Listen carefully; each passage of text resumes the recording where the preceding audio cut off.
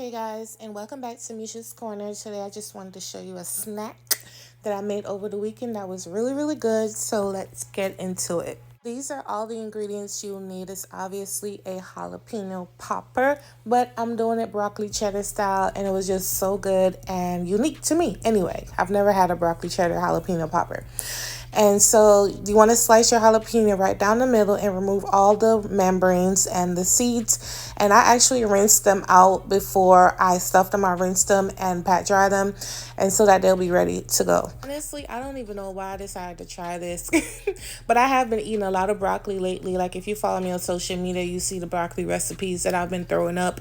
And so, I decided to just, hey, I don't want any meat today. I didn't want the bacon, the ham, and whatever else I used to throw on here.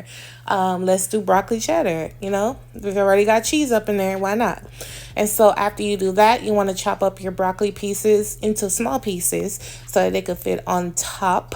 And that's pretty much what I did. And it was just easy. It's an easy, simple recipe. Anyone can do it, even a child. Don't use this big old knife though, child. My dishwasher was going, y'all, oh my God, every time it's time for me to record or edit or whatever, the dishwasher is running, okay? So I'm using a box grater to grate my cheese. You can use your little fancy schmancy gadget to grate your cheese, but child, my granny self, because I'm giving 71 years of age, I'm going to continue to use my box grater, child. So now let's make the cream cheese mixture that I'm going to stuff the jalapenos with.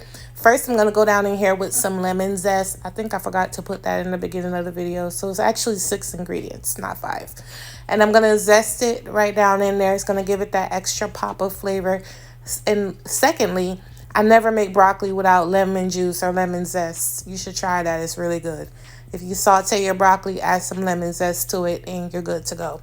I'm also going to add the cheddar cheese down in there, half of it. And now I'm going to drizzle in my hot honey. Y'all, the hot honey is what set it off. Like, I really cannot believe it. The sweet, the salty, the savory, all together on that one little old jalapeno, child. It was just so delicious. So you want to mix this up really well and get it nice and ready to go. Set it to the side while you heat your oven. I actually did this on 400 degrees because I didn't want to overcook the jalapeno, because you can do that. And I wanted the top to be nice and golden and just, delicious, and my broccoli to be cooked through. So you want to, stuff your jalapeno like I'm doing here. Use whatever you need to use to make it easier for you. I've been making these forever. I just use a spoon, and sometimes it's messy, sometimes it's not. Today was not messy. And I got it all in there, and that's pretty much what I did. I didn't make a lot of them, by the way. You could double batch this, freeze it, and, pop them in the air fryer at another time, however you want to do it. Next, I'm going to add some of the cheddar cheese on top because, of course, you want the broccoli to stick. And so you add a little bit of cheddar cheese on top as if we needed more cheese. But, child, I didn't say this was a diet recipe, okay? All right? You want healthy diet recipes? Follow me on social media or hit my playlist with tons.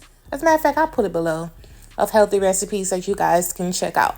Now you're going to put your broccoli on top. The only thing I wish I did, y'all, I wish I added tons more broccoli on top of this jalapeno because I forgot that they shrink. And so if you're able to add a lot more on there, go ahead and throw it on there.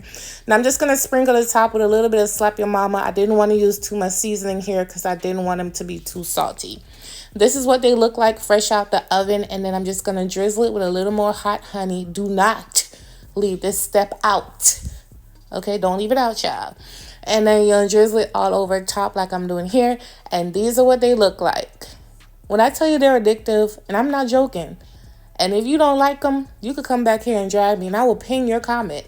You could come right back here and tell these people I'm full of crap, and I will ping your comment. If you make this recipe, tag me and let me know what you think. Send me your videos, your pictures, and I'll repost you on my social media. So make sure you come check me out. And I love you for your support, and I'll catch you on my next video. Bye.